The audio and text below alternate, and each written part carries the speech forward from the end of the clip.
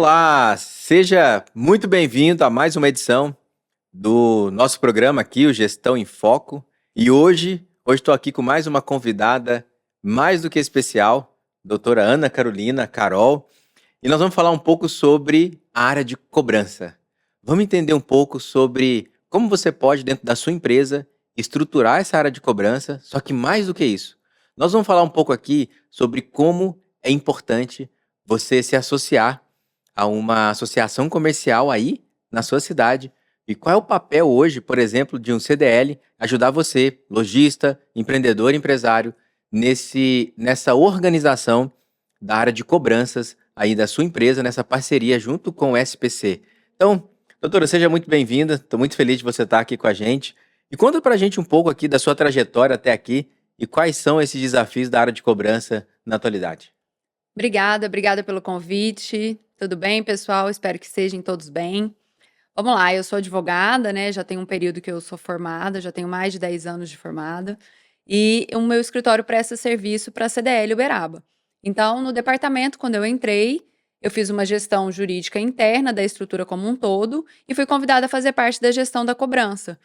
E nessa trajetória, a CDL resolveu que a gente iria modificar o contrato para chegar mais próximos dos empresários que necessitam de um departamento como o nosso, que hoje está aberto para atender todos os empresários que não têm uma estrutura interna e precisam de um sistema para ajudá-los nas inadimplências. Já tem um certo período que eu estou lá. Nós contamos com uma equipe e uma estrutura muito bem organizada para poder receber essas demandas. Nós temos 2 pré-requisitos para que isso ocorra, que um é a empresa ser associada, no caso da CDL, e ter um convênio junto com a SPC. Então, tem alguns tipos de pacotes que os empresários têm que aderir ao sistema do SPC. E aí a gente atende a todos os tipos de nichos de cobrança, desde agropecuária, odonto, lojistas, todos os tipos de empresa.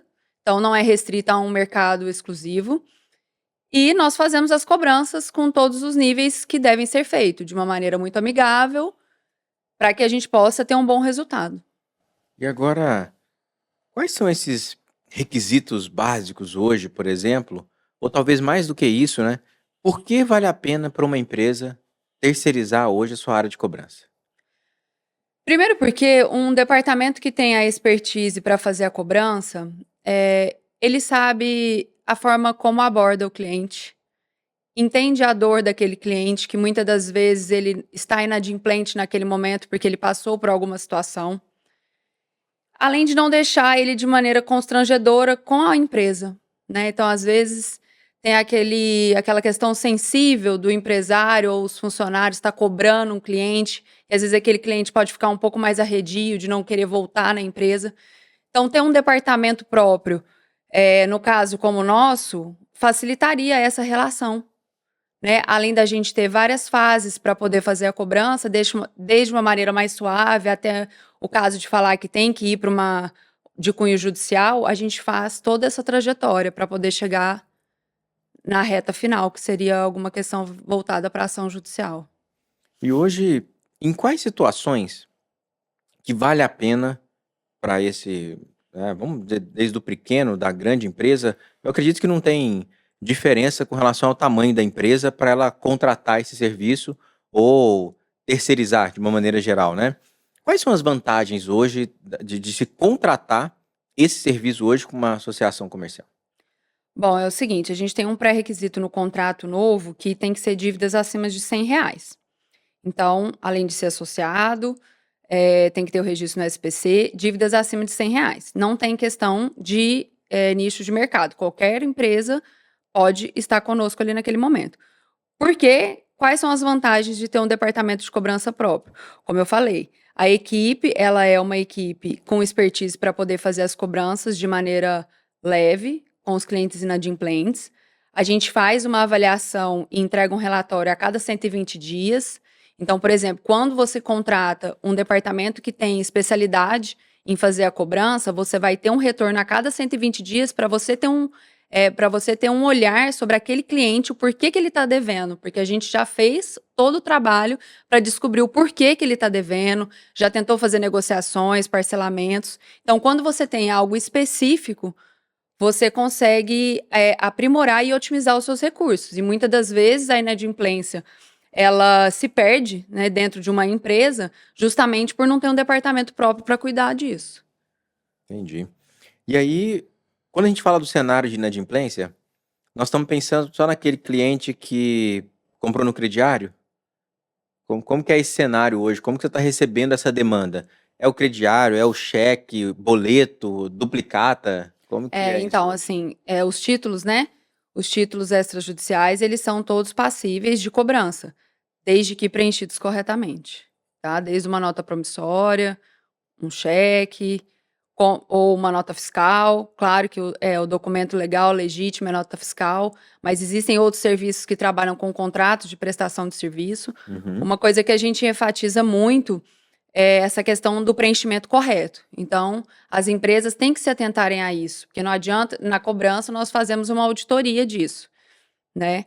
Mas é importante que na hora que está sendo feita a venda, ou o tipo de negociação, ou crediária, a modalidade que a empresa opera, ela colete todas as informações corretas, as formas como serão pagas, as parcelas, faça o preenchimento correto. Isso é importante, para que a cobrança seja efetiva, porque senão nós não teremos como receber. E aí, você citou uma coisa importante, que é esse cuidado com a documentação na hora de fazer a venda. Exato. Muitas empresas, às vezes, deixam de pegar um dado ou outro, e aí na hora que precisa, é claro, eu entendo que nenhuma empresa quer ter que negativar o seu cliente, ou ter que fazer uma cobrança ali do seu cliente, mas hoje a inadimplência, ela acaba tendo índices consideráveis, que realmente recorrer a esse tipo de trabalho se torna algo fundamental. E aí, nesse aspecto, quais são os cuidados, né? Se a gente pudesse dar uma dica aqui para esse empreendedor, para esse empresário que está com essa venda a prazo, quais são os cuidados primordiais no momento de fazer o cadastro desse cliente, até para que esse contrato de compra e venda esteja nos padrões exigidos ali para depois ele ter condições tanto de negativar quanto de contratar aí o serviço de cobrança. Assim, existem alguns dados que são básicos, né, gente? Então, o nome pessoal é uma coisa básica. Preencher o nome corretamente. Claro que existem casos de homônimos. Vou dar um exemplo: Antônio da Silva. Podem existir vários Antônios da Silva. Mas o CPF, se tiver os números escritos corretamente, não será diagnosticado homônimo. Quanto a quais dados você coleta, vai depender do seu negócio. Então, por exemplo, tá certo agora que com a Lei Geral de Proteção de Dados, isso tem que estar muito claro no serviço que a empresa está desenvolvendo. Então, por exemplo, às vezes você utiliza um WhatsApp, então você precisa de um contato de telefone. Você utiliza o e-mail, então você precisa de um cadastro de um e-mail. Então, tem que ser analisado qual que é a finalidade do porquê que aquela empresa está pedindo aqueles dados para o cliente. Se tiver algum vínculo no decorrer da compra ou do crediário, uma forma de enviar a cobrança, faz sentido. Agora, pedir o nome do pai, da mãe, tô dando um exemplo assim, muito amplo, tá? Uhum. Não tem necessidade. Porque o devedor a pessoa que pode ser cobrada é apenas o devedor. Então, assim, é importante que a empresa olhe para aquilo que ela realmente necessita e que ela faça o preenchimento correto daquilo que ela vai utilizar até a finalização do pagamento total, da liquidez total da dívida. E o básico disso, de fato, é o nome, os documentos pessoais e o Sim. endereço. E o telefone, né? É. E aí, no meio da sua fala, você trouxe um assunto que eu sei que ele é polêmico, de quem pode se cobrar a dívida. Muitas empresas, principalmente às vezes eu vejo a empresa que está numa transição de pais endividados para filhos que estão chegando ali, e até mesmo esse consumidor final, né, que de repente é uma dívida que é do pai, que é do irmão, enfim. Como é que é como é que é a questão jurídica disso? Quando eu tenho ali uma pessoa que está me devendo, atrás de quem eu posso ir além daquela pessoa? Não, você só pode ir atrás do devedor. A única pessoa que pode ser cobrada é o devedor. Apenas em casos de sucessão, né, que é aberto o inventário, tem um inventariante. Aham. Nesses casos, você tem como alcançar, no caso, filhos ou cônjuge. Ok, Mas caso contrário, não. Apenas o devedor que pode ser cobrado. tá. Isso tem a ver também por exemplo, um casal em comunhão de bens? Não. Como é que é isso? Então, no caso, vamos supor, o marido efetua a compra. A esposa não pode ser cobrada. Mesmo Certo, independente do regime. ok. Se ele assinou o documento de que ele é o devedor, ele que é o responsável pela dívida. Uhum. Não tem nada a ver você cobrar a esposa. Independente do regime de Independente. Até porque casamento? na hora que você tá sabendo que a pessoa é inadimplente, você não sabe qual regime que ela casou, né? Pode ser Aham. que às vezes num banco de dados tenha o telefone da esposa, e aí você Perfeito. ligue e pergunte se tem como ter acesso, até aí ok, sem problemas. Mas a cobrança efetiva, ela tem que ser em nome da pessoa devedora, do Até mesmo, cadastro. até mesmo quando ele pensa, até mesmo pensando aqui no empresário, quando ele está realizando a venda, Exato. né? Então, quer dizer, quando ele está realizando uma venda, o fato de estar no contrato, se a pessoa é casada, o regime de comunhão de bens, enfim, isso não interfere para a cobrança. Não. Tem algumas coisas voltadas para alguns tipos de fiadores, avalistas, outros tipos de seguros que existem nas negociações. Mas é importante deixar claro que a pessoa que deve é aquela que assinou o documento. Uhum. Pode ser que no desdobrar aconteça outras situações como essa que eu disse, virar óbito, ter um inventário, né? Alguma coisa aconteça e você consiga, depois de toda a instrução documental, isso tudo tem que estar documentado, consiga chegar em outra pessoa para poder se efetivar a liquidez do recebimento daquela inadimplência. Certo. Mas do nada você falar assim, não, só por questão do casamento, não. E essa questão da dívida caducar? Ah, a Esse prescrição. É é prescrição, né? prescrição, né? Como que é Pois é, o isso famoso hoje? caducar, né? Depois de 5 anos, né, as dívidas são prescritas. Então, inclusive no registro do SPC, se mantém, que também é um pré-requisito do nosso contrato da CDL, é que as dívidas estejam dentro do prazo prescricional. E tem um Certo. ponto muito importante que os empresários, eu falo que isso tem que chegar a todos, é que quanto antes eles, vamos dizer assim, inscrevam essas pessoas inadimplentes no cadastro do SPC, a chance de êxito é maior. Entendi. Quanto mais próximo do máximo do prazo da prescrição, mais difícil o recebimento. Perfeito. Então é importante que dentro das empresas eles consigam ter esse olhar de, olha, eu estou com 10 clientes aqui que já estão me devendo há 60 dias, a 90 dias. Já vamos inserir eles no banco de dados e encaminhar para um departamento para fazer a cobrança. Certo. Porque quanto mais tempo passar, mais difícil. E tem uma questão com relação ao prazo recomendado para a empresa fazer essa inserção no SPC? Isso realmente é livre? Cada empresa estabelece o seu prazo? Ah, o cliente está me devendo 3 dias, 5 dias Não. ou um mês. Como que funciona isso hoje, as regras, as condições para isso? Então, primeiro que a negociação, quando você vai numa loja, se você vai comprar no crediário ou num parcelamento, né, numa nota, vamos pensar numa nota promissória. Tá lá o vencimento daqui 30 dias. Então, passado esse período da data, aí você pode efetuar a cobrança. Certo. Você tem que esperar esse período de 30 dias.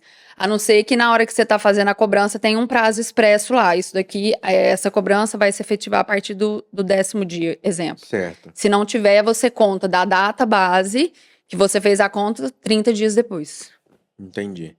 Aí tem um período também, é importante frisar, que passada essa data do vencimento, o SPC ele tem um sistema interno que ele leva acho que 14 dias, se eu não estiver enganada, para cair no banco de dados dele e aquele nome constar.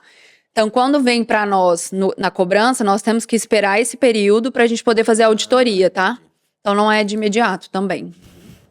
Ou seja, se eu negativei uma pessoa no dia 1º do mês, é provável que dia 14 ou 15 que isso vai estar exposto aí na base de dados. Sistema, exato. E aí, após essa exposição no sistema, é que um serviço de cobrança poderia entrar em vigor aí, vamos dizer assim. Exato, porque a gente faz a auditoria, né? É muito importante em que os valores que foram colocados sejam idênticos, a data seja idêntica e a documentação que eu falei lá no início correta esteja também de acordo.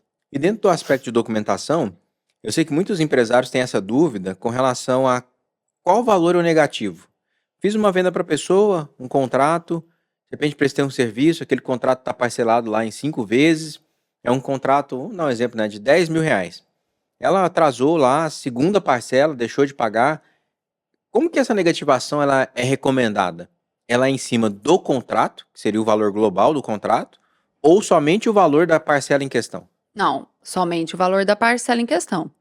Primeiro porque se você fecha um negócio de 10 mil, você parcelou 10 de 1.000, a pessoa pagou a primeira parcela de 1.000 e tá devendo a segunda. Uhum, Tem data pré-fixada para o pagamento da segunda, você vai negativar a segunda parcela. perfeito. Não tem como você. Agora é o seguinte: vamos supor que essa pessoa já pagou 7 parcelas. Aí na 8ª parcela ela não pagou, aí você não negativou. Na 9ª ela também não pagou e na 10ª ela também não pagou. Se você quiser, depois desse período, fazer a negativação das 3, você pode. Não tem problema nenhum. Quando essa dívida for para o nosso departamento de cobrança, nós podemos fazer uma outra confissão de dívida, porque aí vai incidir os juros e as correções. Então, não vai ser mais as 3 últimas parcelas, vai ser até um outro valor. Aí é obrigatório retirar essa negativação, porque vai ter um outro documento que valide aquela dívida, entendeu? Entendi. Aí seria necessário fazer essa retirada. Porque é como se a pessoa tivesse gerado uma nova dívida. Uhum, Ela teve a chance de ter um novo título para ela ser cobrada. entendi. E aí, existe alguma diferença? Quando a gente fala a negativação no SPC, tem empresas que negativam no SPC, que manda para o cartório, manda para o Serasa. Como que é esse universo quando a gente fala da negativação? Olha, o fato de uma empresa, negativar no SPC já é o suficiente? Faz sentido ela ainda procurar o cartório ou não? Ou em quais casos que deve se procurar, por exemplo? Eu acho que isso é uma questão de cunho muito pessoal e voltado para o negócio da empresa. Primeiro porque, no meu modo de pensar, são banco de dados e praças totalmente diferentes. O SPC, ele é um negócio interno para as empresas e o protesto, ele já é algo mais público. Uhum, Então, depende da negociação e depende dos valores que a empresa acha pertinente. Tem casos que nós recomendamos, que depois de um certo período de tempo que já está no SPC, nós recomendamos que depois de toda a nossa análise, que seja encaminhado para protesto. Porque muitas das vezes a gente vai ter sucesso, né? Agora, tem outros que a empresa já... isso é muito particular, de empresa para empresa. Não, eu vou colocar no SPC e vou colocar no protesto também. Entende? Porque o SPC, ele é uma consulta privada da empresa, né? uhum. Já o protesto, ele é público. Então, são universos diferentes. Então, no meu modo de pensar, depende. Depende da empresa, depende depende do devedor, depende das negociações que aquela empresa faz com aquele devedor. Às vezes, aquele devedor, ele pode ser recorrente, mas, ao mesmo tempo, ele também compra bastante. Então, é uma relação que tem que ser analisada caso a caso. Tá.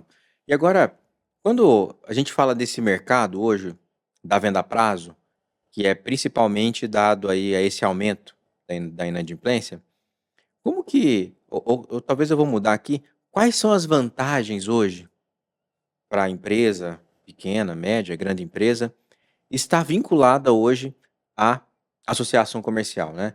Então, quando uma empresa decide procurar a CDL, independente, nós estamos aqui em Uberaba, mas independente de onde está essa Câmara aí dos Dirigentes Lojistas, qual que é a grande vantagem hoje para essas empresas que estão ali usando, né, dos serviços, principalmente nessa área específica da cobrança, mas o CDL tem várias outras, né, tem um conjunto inteiro, né? Hoje, nesse tempo que você vem atuando frente e no apoio ali à CDL, o que você enxerga nesse conjunto, né? Por que é tão vantajoso, por que é tão importante? Eu entendo que não é só uma vantagem, não, mas por que é tão importante, na sua visão, hoje, a empresa fazer parte, né? Os empresários fazerem parte aí do CDL? Porque eu acho que todo empresário precisa de uma base, de uma identificação. E quando você está vinculado a uma associação que tem a mesma finalidade que você, como empreendedor, né? Eu acho que você tem uma segurança. Então, talvez no início de uma empresa você não tem toda a estrutura, condições financeiras de ter um jurídico próprio, de ter uma cobrança própria, um comercial, ou algumas parcerias que você poderia ter para fomentar e ajudar o seu negócio. E uma associação, ela tem tudo isso muito bem estruturado. Não falo só de espaço físico, porque, como você disse, pode ser da CDL Uberaba, mas pode ser outras associações ou outras CDLs em outras cidades. Mas uma estrutura física e um grupo de pessoas multiprofissionais tem muito a agregar naquela empresa, independente da fase em que ela esteja, seja no começo, no meio, ou já tenha tantos anos de mercado. Então, eu acho que seria isso. Quando essa pessoa, o devedor, chega a ser encaminhado ali para a área, hoje tem uma métrica de, por exemplo, a cada 10 dívidas, quantas são recuperadas? Tem uma média? Então, nós estamos fazendo uma análise agora, assim, que é um projeto futuro, para que eu possa ter uma avaliação de nicho de mercado, para que eu consiga ter essa métrica. Porque, exemplo, como a nossa carteira é muito variada, eu poderia te dizer em percentuais de crescimento. Porque, inclusive, com a parceria que nós fizemos com a DHO, consultoria, nós tivemos um crescimento muito exponencial em pouco tempo, que foram 3 meses. Mas, no meu ver, é uma questão multifatorial.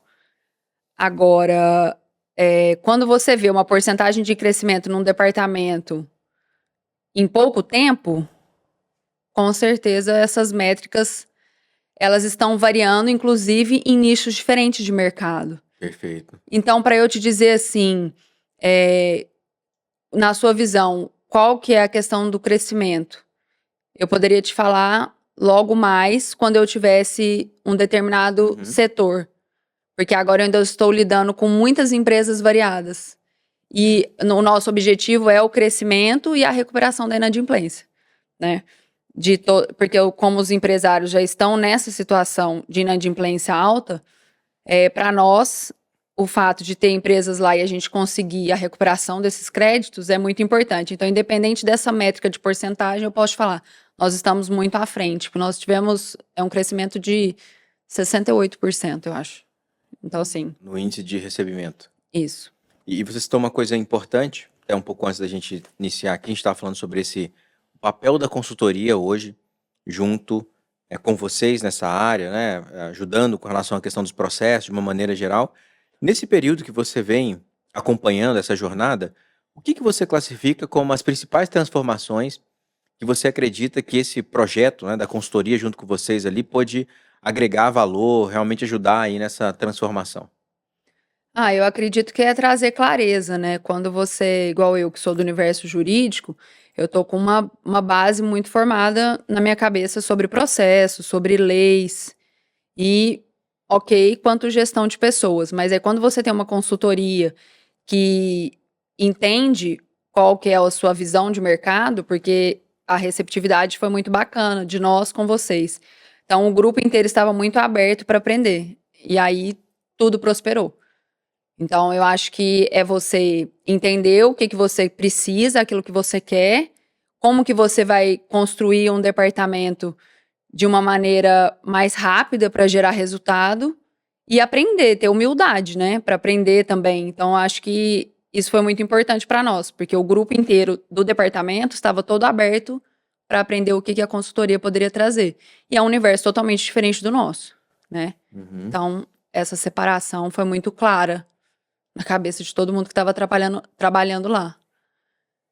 E hoje, quando você resgata na sua memória os desafios na área de cobrança, de uma maneira geral, o que nessa trajetória da sua carreira até aqui representa para você um grande marco de um desafio, vencido ou não, de alguma forma, né? Tudo se torna experiência com relação a essa questão do universo da cobrança.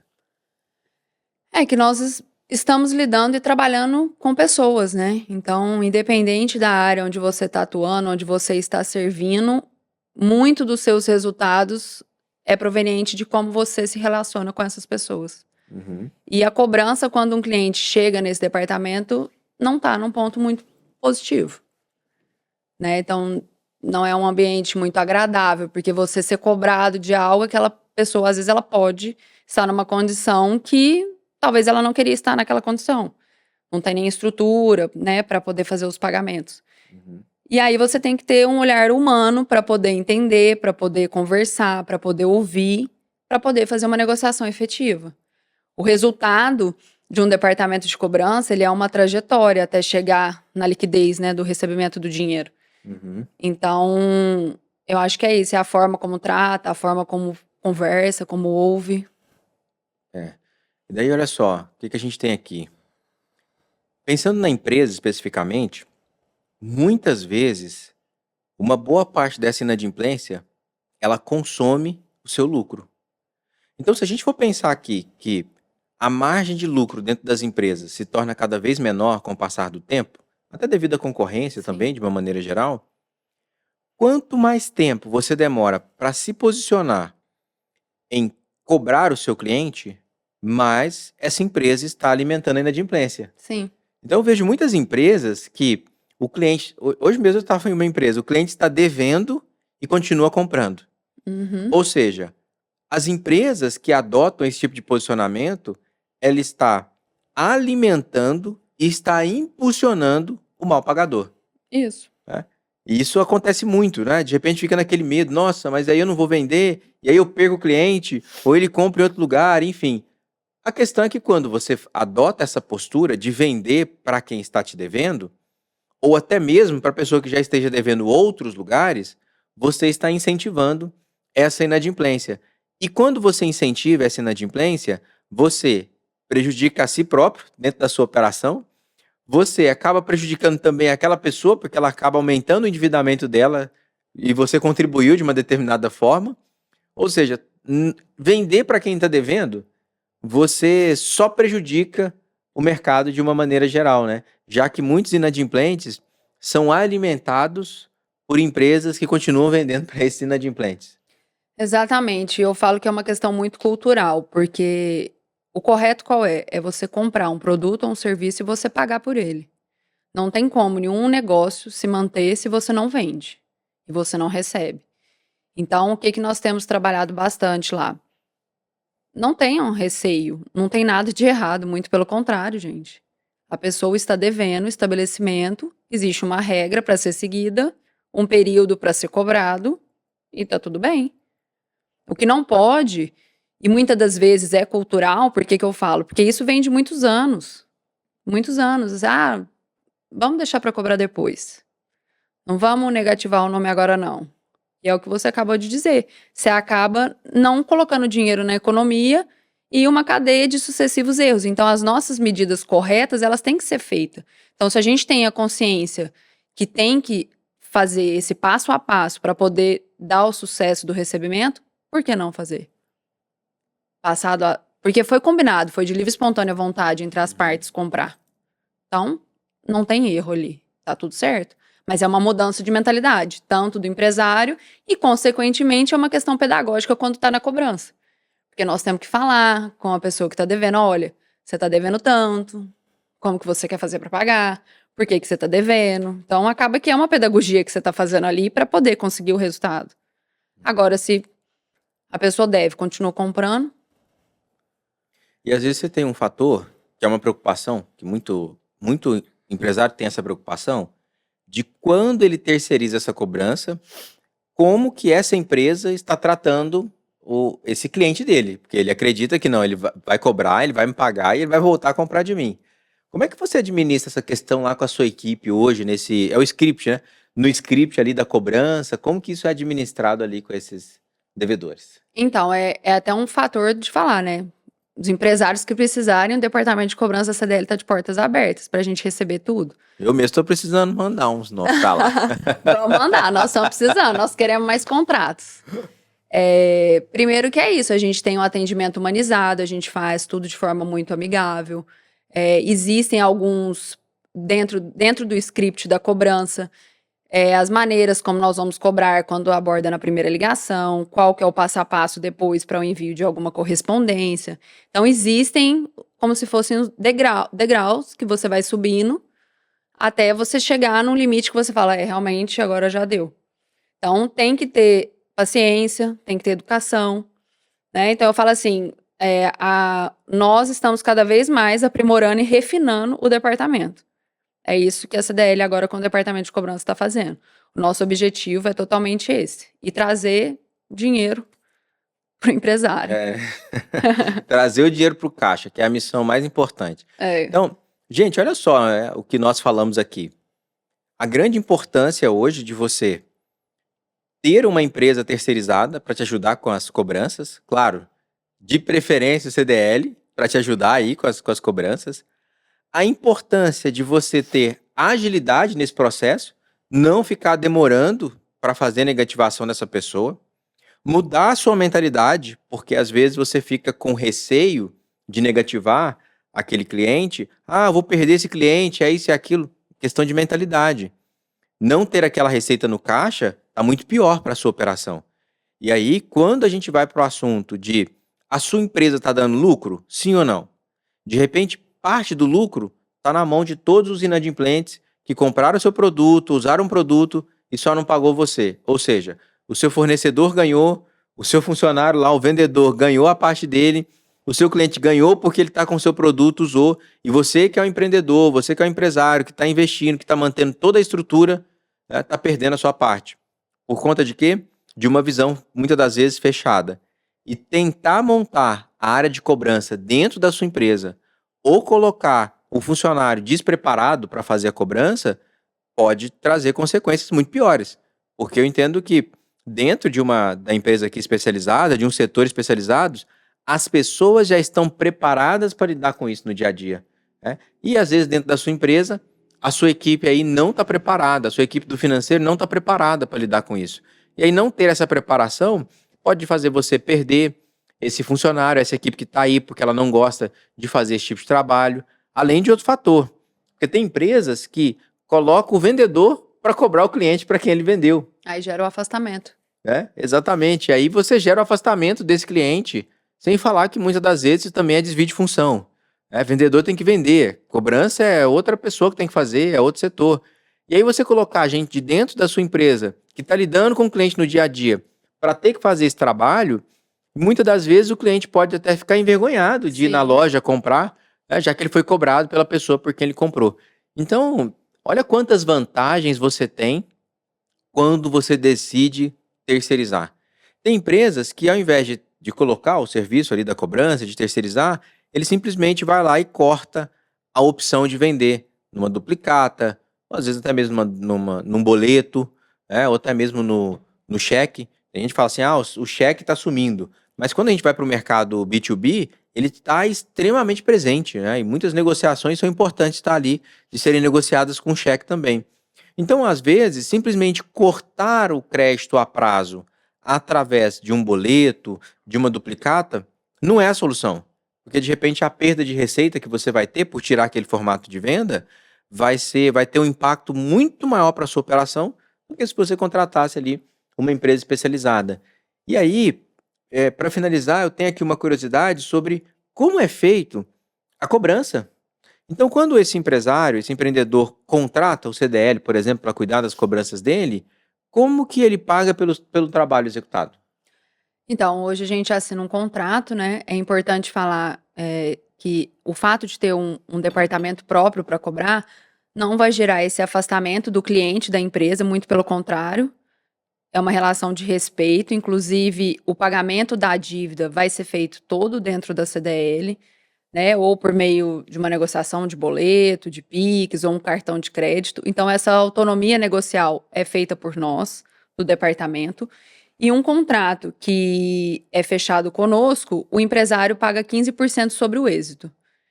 Aí muitas das vezes alguns me falam assim, tá, mas e aí, quanto que eu vou ganhar? Eu falei, não sei, vai depender do seu cliente. Você vai pagar para nós 15% sobre o êxito. Então você traz a carteira, nós vamos negociar todas as formas e 15% sobre o êxito é o que você acerta conosco. Não tem taxa, sem nenhum custo, não tem taxa de manutenção, não paga por equipe de pessoal, por nada de estrutura física. Nós englobamos tudo isso dessa forma. Para ficar uma maneira mais leve, mais equilibrada, e nós fazemos os repasses todo dia 1º e todo dia 15, que tem uma programação nossa do financeiro, assim que a gente recebe os pagamentos, a gente já faz o repasse para os empresários. Ok. E graças a Deus está indo muito bem. E seria isso mesmo, maiores informações, assim que o pessoal precisar, nós estamos lá com o telefone sempre disponível, agendamento. Se o empresário não puder ir pessoalmente, nas salas que nós temos para receber, a gente faz reuniões online para passar todas as informações. Se precisar de treinamento com a equipe do SPC, que é um outro departamento, eles estão também disponíveis. Se tiver alguma dificuldade na operação do registro, Tá. E nosso quando cunho é ajudar também. ajudar, né? Sim, Então, isso é importante. Você está rodeado de parceiros, de empresas que realmente querem ajudar você. E é isso que você encontra aqui no CDL, né? Você encontra uma associação que tem por objetivo ajudar você, porque são os empresários que mantêm a casa. E aí, gente, dificilmente você conseguiria um trabalho desse dentro de uma empresa privada, né? Provavelmente você teria que pagar uma mensalidade X por escritório e os percentuais podem chegar a 30% lá do êxito na questão do recebimento. Bem diferente do cenário aí que o CDL. Sem falar de determinados advogados que recebem do seu cliente dependendo da dívida e desaparece aí no mapa, né? Eu sei de um monte de histórias assim. Então o fato de você estar fazendo isso dentro de uma associação traz para você muita segurança, que é um detalhe muito importante. Me bateu uma dúvida aqui agora sobre essa liberdade para negociação. sim. Tem lá uma carteira X, a pessoa está me devendo, e aí vai se passar ali com juros, multa, enfim. E aí quando fala em liberdade, como que isso é administrado? Porque nós estamos falando que, ó, seu cliente deve R$ 1.000, eu Uhum. preciso de liberdade para negociar. Que seria eu dizer para ele, até quanto está disposto, por exemplo, a dar desconto para receber da pessoa, para ela liquidar a dívida? Como que isso é alinhado? A dívida ela entra com o valor, né, que foi colocado no SPC com registro. Nós temos uma base de cálculo dentro dos juros legais, de moras, todos dentro do Código Civil. Nosso sistema ele dá esse formato e a liberdade que eu disse é a forma como o cliente vai querer pagar. Então, Legal. na hora que o cliente fala assim, não, eu não, você consegue pagar em 3 vezes? Você quer pagar à vista? Você quer dar uma entrada e mais 2? Não, não tem condições. Quero pagar em 10 vezes. Então, essa A meta é liberdade. receber. Isso, a liberdade de negociação, entendeu? Que nós temos lá dentro do nosso sistema. Justamente, o nosso foco é receber. Então, se é uma confissão de dívida parcelada, por exemplo, nós temos todo o monitoramento de acompanhar mês a mês aquela parcela que está certinho e tudo, fazer todas as informações, porque já aconteceu de ter uma negociação e o cliente chega na quinta parcela, para de pagar. Então, é justamente isso. A gente tem que ter toda essa análise de cálculo, né, para não ter perdas nem nada, mas também a gente não pode engessar. Porque já teve casos também de empresários falar: ah, não, mas eu não quero receber assim, esse tanto. Então, mas veja bem, o cliente já está inadimplente. Nós queremos fazer de tudo para receber. Então, nós temos que analisar também a forma como ele tem para pagar. Porque se ele não pagar, ninguém recebe. Então, não adianta ficar naquela guerra, né? Segurando ali. né? Então você tem que ter essa flexibilidade para poder ter sucesso no negócio. Senão, não adianta. Então, assim, nós somos muito sinceros e muito transparentes com todos os empresários que nós já sentamos. Nós precisamos dessa autonomia para o resultado. E eles, como você disse, têm que confiar em nós e nós confiamos neles. É uma via de mão dupla, né? Perfeito. Então, isso é uma base nossa lá também do trabalho. E também, a cada 120 dias, quando a gente faz a entrega do relatório, porque fecha o contrato hoje, daqui 120 dias nós vamos fazer a entrega no relatório. A gente dá todo o respaldo para o empresário de todos aqueles clientes que ele mandou. Como que foi a operação? Que nós temos interesse em ficar com aquele cliente mais 4 meses, ou que nós não conseguimos localizar de forma alguma.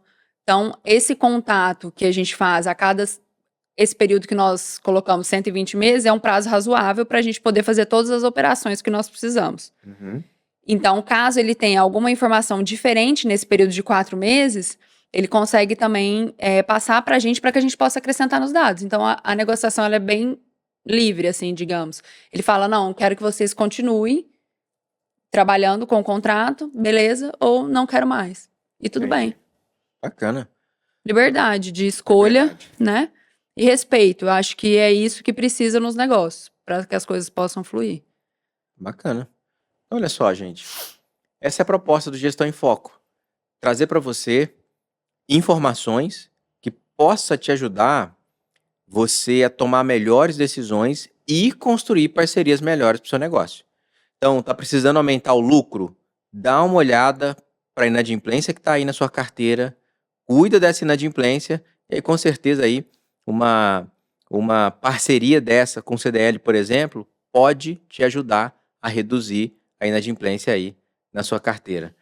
Carol, muitíssimo obrigado pelo nosso convite, por estar aqui com a gente, compartilhar parte dessa informação sobre como é possível cuidar, sim, da questão da cobrança, reduzir essa inadimplência desses irrecebíveis aí dentro da sua empresa. E lembrando que você tem dívida aí de 1, 2, 3, 4 anos, até uns 4 anos atrás, dá para fazer alguma coisa aí nessa sua carteira de recebíveis aí, e com certeza... Até 5 dá. Até 5, né? Até 5 anos aí. Então que você possa contar e procure aí o CDL para ajudar vocês. Obrigada, Guilherme. Eu que agradeço o convite, foi um prazer estar aqui com vocês. Obrigada a todos que nos ouviram e se precisar, nós estamos lá de portas abertas na CDL para receber. Show de bola. Obrigado, gente. Até mais. Tchau, tchau. Tchau, tchau.